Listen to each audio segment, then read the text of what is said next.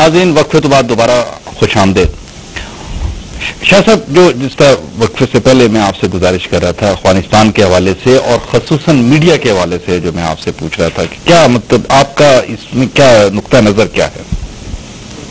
میں کہا تھا کہ یہ جو وار آف ٹیرر کے نام پر جنگ چھیڑی گئی ہے, وقت نے بھی اب تو ثابت کر دیا ہے. پہلے تو لوگ جائزے تجزیے اندازے سے بات کرتے تھے, وقت نے بھی ثابت کر دیا کہ یہ ہماری جنگ نہیں ہے, یہ امریکہ کی چھیڑی ہوئی جنگ ہے. اس کے اپنے مفادات کے لیے ہے, اس کے اپنے ٹارگیٹس ہیں جن کو اچیو کرنا چاہتا ہے. اسی کے ماتحت ملٹری آپریشن ہے, اسی کے ماتحت ڈرون حملے ہیں. یہ تمام چیزیں ایک پیکج ہے پورا.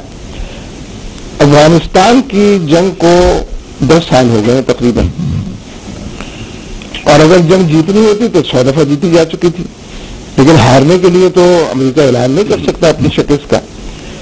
60% دنیا کی فوجیں اس وقت افغانستان میں ہیں. 60% of the whole world army NATO کی صورت میں, نان نیٹو الائز بھی وہ بھی ہے. تو اگر دنیا کی 60% فوج افغانوں کو شکست نہیں دے سکی, اور سب کو پتہ چل گیا, سارے یہ جو لسبن میں اجلاس ہوا تھا, جی بالکل, وہ یہ ایجنڈا تھا اس کا کہ مزید فوج بھیجیں یا فوجوں کو ڈرا کریں ان کو, اور یہ چچوندر بن گیا ان کے لیے. نہ اگلتے بنتی ہے نہ مدلتے بنتی ہے.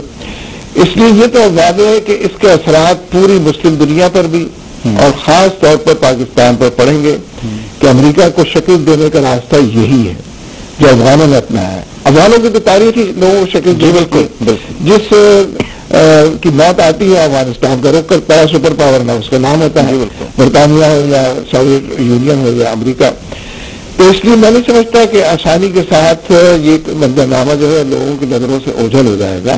یہ تو ڈکٹیٹ کرے گا, یہ اپنے آپ کو منوائے گا, اور امریکہ کو بھی اپنے اکنامیکلی جو کوئی نقصان ہوا ہے وہ تو ہوا ہی ہے, لیکن جتنے بڑے پیمانے پر ان کی انسلٹ ہوئی ہے پوری دنیا کے اندر ہر حوالے سے, وہ بھی تاریخ کے اندر چھپا نہیں چھپ سکے گی.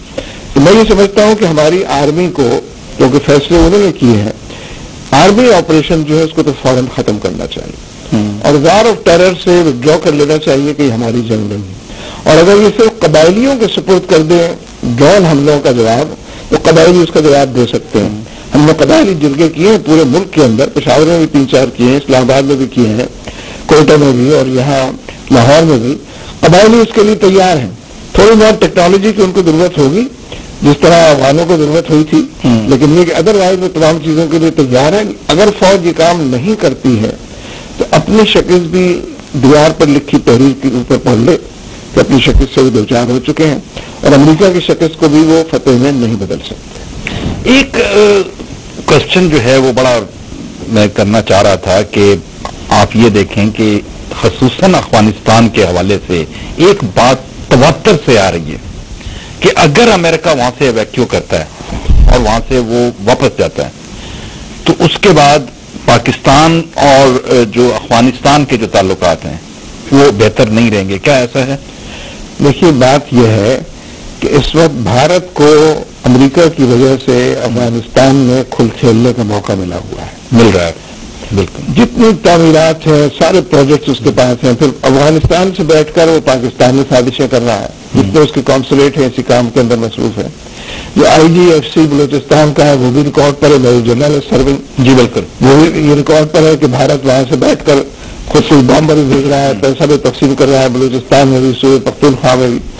تو اس لیے یہ تو امریکہ کی آشیرواد سے اس کی چھتری کے نیچے ہی کام ہو سکتا ہے.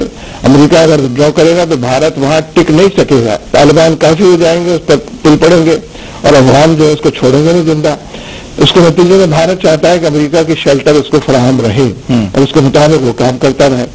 تو ہم یہ سمجھتے ہیں کہ وہ لیڈرشپ افغانستان میں جو پرو انڈیا اور اینٹی پاکستان ہے وہ وہاں پریویل نہیں کر سکتی. وہاں کی کانٹیکسٹ لیڈرشپ بدلے گی, وہاں لیڈرشپ ہوگی وہ جو پرو پاکستان بھی ہوگی اور اینٹی انڈیا بھی ہوگی.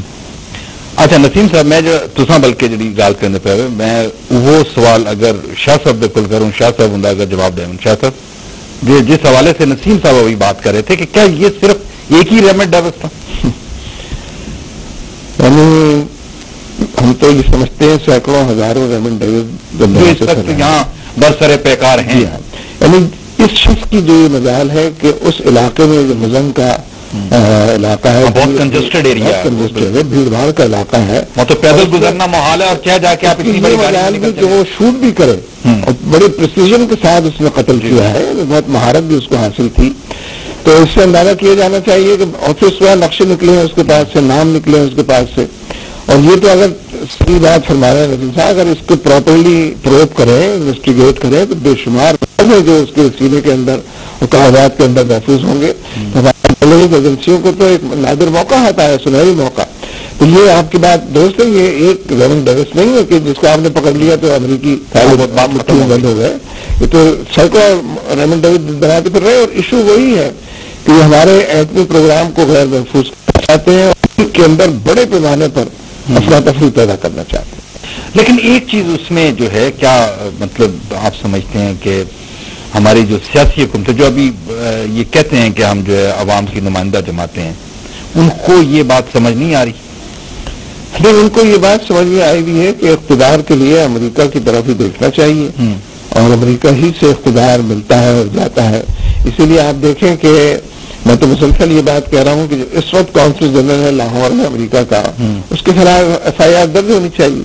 اس نے قاتلوں کو پروٹیکٹ کیا, پھر قاتلوں کو فرار کرا دیا, اس نے گاڑی کو اپنے قبضے میں رکھا, جو گاڑی بھی واپس نہیں کی انہوں نے. تو یہ کمزوری تو وزیر اعلیٰ کی ہے, گورنر صاحب اگر کوئی چیز ہے تو ان کی ہے کمزوری. تو لیکن وہ جو وزیر اعلیٰ صاحب ہیں وہ تو سیدھے مطلب جو پڑ جاتے ہیں, وہ کہتے ہیں جی کہ انہوں نے علیحدگی بھی اختیار کر لی, تو کیا مطلب پنجاب میں اب نہیں. دیکھیے, اگر وفاقی حکومت کو ود ان 24 آورس انہیں اپنی ایفرٹس کو مکمل کر کے وفاقی حکومت کو کھلا خط بھیج دینا چاہیے تھا, پبلک کو معلوم ہونا چاہیے تھا کہ وفاقی حکومت ہماری مدد کرے.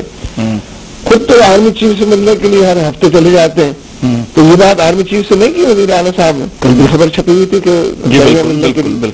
تو اس لیے یہ لیک وارم ایٹیچیوڈ رہا ہے ان کا, اور انہوں نے خود اس مسئلے کو ذرا لو پروفائل میں رکھنے کی کوشش کی, اور جبکہ عوام کا غضب غضب بالکل واضح تھا, نون تھا. تو میں سمجھتا ہوں کہ وزیر اعلیٰ پنجاب بھی اس کے اندر ایک برابر کے شریک ہیں. تمام مسلم لیگ نون تمام جو ہے یہ بات بیان بازی کی حد تک تھی, کیونکہ انویسٹیگیشن ان کے پاس تھی, لا انفورسنگ ان کے پاس تھی, اور یہ ابھی تک جو کانسولیٹ جنرل ہے لاہور کا, وہاں سے وہ جو اصل گاڑی ہے جس میں وہ لوگ موجود تھے وہ برآمد نہیں کرا سکے. وہ گاڑی جس کی ٹکر سے وہ فیصل آباد کا نوجوان جو ہے وہ مارا گیا. اسی طرح وہ ان کے اندر جو لوگ بیٹھے ہوئے تھے وہ بھی ابھی تک ریکور نہیں ہوئے. نہیں, کچھ بھی نہیں ہوا, اس سے کوئی پیش رفت ہی نہیں ہے سرے سے, یعنی کانسولیٹ کی طرف یہ سرے سے گئے ہی نہیں ہے, اور عوام کو اعتماد میں لینے کی بھی کوئی سبیل نہیں ہے. تو اس لیے انہیں تو کیونکہ یہ اندازہ ہے کہ امریکیوں کو انایا نہیں کرنا ہے, اور ہر قیمت پر ان کی ہر خواہش کو پورا کرنے کی کوشش ہی کرنا ہے, اسی کے اندر لگے ہوئے ہیں, باقی عوام کے ساتھ جو کچھ بھی ہوتا رہے. لیکن آپ یہ دیکھیں کہ عوام کی حالت یہ ہے شاہ صاحب کہ مہنگائی جو ہے اس کی ریشو, وہ تو اب ریشو کے وہ کہتے ہیں نا ریکارڈ ہی ٹوٹ گیا. وہ ہم کبھی کارٹون میں دیکھا کرتے تھے کہ وہ جو لگتا ہوتا ہے ریشو کا لائن جو لگتی ہے نا, تو وہ بریک کر کے اوپر چلی جاتی. یہ بریک کر کے اوپر جا کے پتہ نہیں کہاں چلی گئی. ویسے میں ایک بات عرض کروں, ممکن ہے آپ اتفاق کریں نہ کریں, ہمارا معاشرہ اصلاً ایک مذہبی معاشرہ ہے. اس معاشرے میں وہی تحریکیں کامیاب ہوئی ہیں جس میں مذہب کی جھلک لوگوں کو نظر آتی ہے, چاہے وہ تحریک پاکستان ہو, کہ پاکستان کا مطلب کیا, لا الہ الا اللہ کامیاب تحریک تھی, نظام مصطفیٰ کی تحریک ہو, ختم نبوت کی تحریک ہو, اور حال ہی کے اندر ناموس رسالت کی تحریک. مہنگائی سے لوگ تنگ ہیں لیکن جان دینے کو تیار نہیں ہے مہنگائی کے لیے. بے روزگاری سے تنگ آ کر انفرادی دائرے میں خودکشی کر سکتے ہیں,